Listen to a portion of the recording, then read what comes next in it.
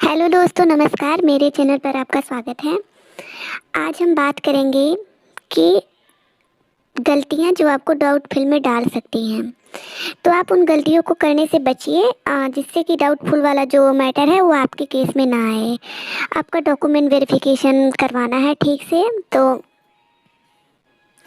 इसके लिए फिर मैं आपको 3-4 बिंदुओं पर बात बताऊंगी कि कैसे आपको सक्सेसफुली डॉक्यूमेंट वेरिफिकेशन करवाना है और क्या हैं गलतियां जो आपको करने से बचनी है। तो देखिए, बात करते हैं पहली गलती, जो नाम में मिसमैच है। जैसे आधार कार्ड में और आपके हाई स्कूल में या फिर किसी भी मार्कशीट में अगर आपको मिसमैच है तो आप एक नोटरी बनवा लीजिए, उस नोटरी से आपका काम चल जाएगा। लेकिन बहुत बहुत जगह समस्या कर रहे हैं कि वो नोटरी मान नहीं कर रहे हैं। वो एफिडेविट जो डीएम वाला या एसडीएम सब डिवीजनल मजिस्ट्रेट वाला होता है उन्हीं के सिग्नेचर वाला मान कर रहे हैं। वो साफ साफ बता रहे हैं कि हम इसको मान्य नहीं करेंगे, आप जाइए ये वाला बनवा के लाइए तब हम इसको मान्य करेंगे। तो आप देखिए, कहते हैं ना कि दुर्घटना से देर भली, तो आप उसको अच्छे से जाइए बनवा लीजिए। Precaution is better than cure. नहीं तो अगर एक बार डाउटफुल में डाल देंगे आपको ना, तो फिर इसके बाद फिर आप 5 फरवरी के बाद कब नोटिस निकालेंगे, फिर आपको अपलोड करने का मौका देंगे तो दिक्कत हो जाएगी। इसलिए आप उसको बनवा लीजिए और जिससे आपकी समस्या समाधान हो जाए। जैसा कि यूपी के मोस्टली लड़कियों में कुमारी लगा ही देते हैं नाम के आगे, तो उससे कोई दिक्कत नहीं है। आप एक एफिडेविट बनवा लेंगे तो आपका समस्या सही हो जाएगा। और दूसरी बात है कि जैसे बहुत लोगों का है कि मैम मेरा आधार वो एडमिट कार्ड में फुल मार्क नहीं लगा है या सिग्नेचर नहीं है, तो क्या इससे कोई इशू क्रिएट कर रहे हैं। एक्चुअली मेरे सेंटर पर ही एक लड़की के उसमें सिग्नेचर नहीं था, जो कक्ष निरीक्षक होते हैं उनके सिग्नेचर नहीं था। तो आप सिग्नेचर क्या कहते हैं, आप उसके लिए भी एक एफिडेविट बनवा ही लीजिए, क्योंकि पहले सबसे पहले ना जब आप जाएंगे तो सबसे पहले आपका ओरिजिनल एडमिट कार्ड ही देखते हैं वो, और उसके साथ आधार कार्ड। तो अगर ओरिजिनल एडमिट कार्ड में कोई दिक्कत रहेगी ना, तो इनिशियली आपको प्रथम दृष्टया ही वहाँ से कहेंगे आप जाइए और जाके बनवा के लाइए, आपको काउंटर वाउंटर तक जाने का मौका ही नहीं मिलेगा। तो ये तो बहुत ज़रूरी बात है कि आप अगर एक बनवा लेंगे तो ठीक है आपके लिए।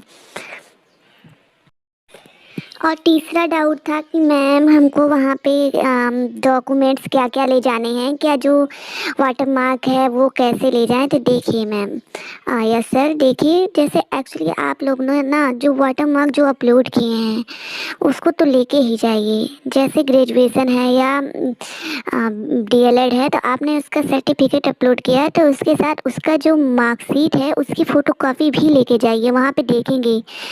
और जैसे कि ये था ना कि जैसे बीटीसी या डीएलएड है या ग्रेजुएशन है तो इनके सभी वर्षों के लिए जाने हैं। जैसे डीएलएड के चारों सेमेस्टर के लिए जाने हैं कि सिर्फ लास्ट वाला सेमेस्टर।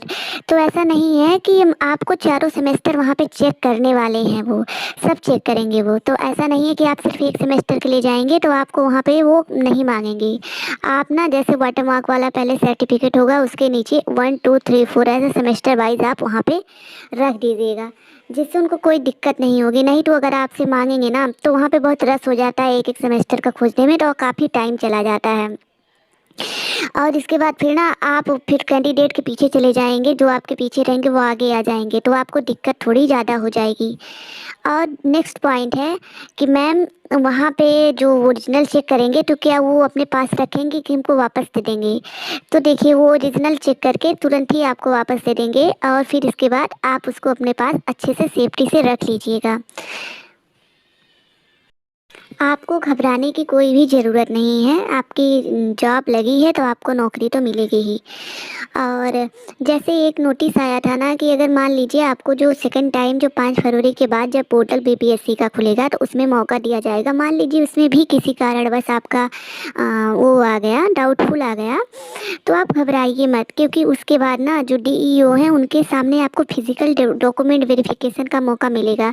तो आप उसमें फिजिकल मतलब खुद ही स्पष्ट फिजिकली वहाँ पे उपस्थित होकर आप अपने डॉक्यूमेंट उनको दिखा सकते हैं, तो आपको उसमें पास कर दिया जाएगा। अगर आप एक उचित या फेयर कैंडिडेट हैं तो आपको घबराने की कोई ज़रूरत नहीं है।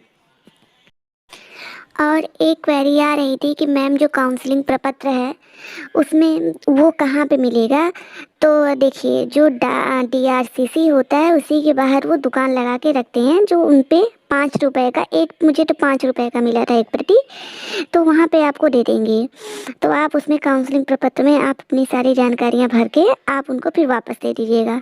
देखिए काउंसलिंग प्रपत्र में आपको वहाँ पे लिखेगा BPSC roll number, second number पे कक्षा भरना है आपको, चयन विषय, नाम, पिता का नाम, आधार संख्या, 10th किस साल उत्तीर्ण किया है और किस बोर्ड से, इंटरमीडिएट का भी, स्नातक का भी, और सीटेट किस साल आपने उत्तीर्ण किया था और कौन से महीने वाला उत्तीर्ण किया था, और सीटेट में कितना नंबर आपको मिला है, पैन नंबर, आपको मोबाइल नंबर, आपका एड्रेस और राज्य का नाम जहाँ के आप अस्थायी निवासी हैं, और नीचे सबसे कैंडिडेट के हस्ताक्षर। इतना काउंसलिंग प्रपत्र में भर के और आप उसको उस सबसे ऊपर जो आप जिस फाइल को आप वहाँ पे सबमिट करेंगे, जिसमें आप वाटर मार्क और सारे डॉक्यूमेंट्स लगाएंगे, सारे डॉक्यूमेंट मतलब से पासबुक हो गया, पासबुक और आधार कार्ड की फ़ोटोकॉपी और पैन कार्ड की फ़ोटोकॉपी, चेकबुक की फ़ोटोकॉपी, ये सब लगाएंगे ना, तो सबसे ऊपर वही वो काउंसलिंग प्रपत्र, जैसे आप काउंटर पे खड़े होंगे तुरंत वो आपसे आपका काउंसलिंग प्रपत्र मांगेंगे, आप उसको दे देंगे। इसके बाद फिर आपकी सारी समस्या ख़त्म, आप उनको ओरिजिनल लिखाइए 1 बाय 1। आप घबराइए मत ना, तो हड़बड़ाइए कि जैसे कि ये नहीं बात है कि अगर आप कहीं कुछ गलती हो गई है तो आपको दिक्कत कोई नहीं होगी। आप पहले से वो जो मैंने वीडियो में सबसे पहले बताया कि आप नोटरी एफिडेविट बनवा लीजिएगा, तो आपको वो मान्य कर देंगे।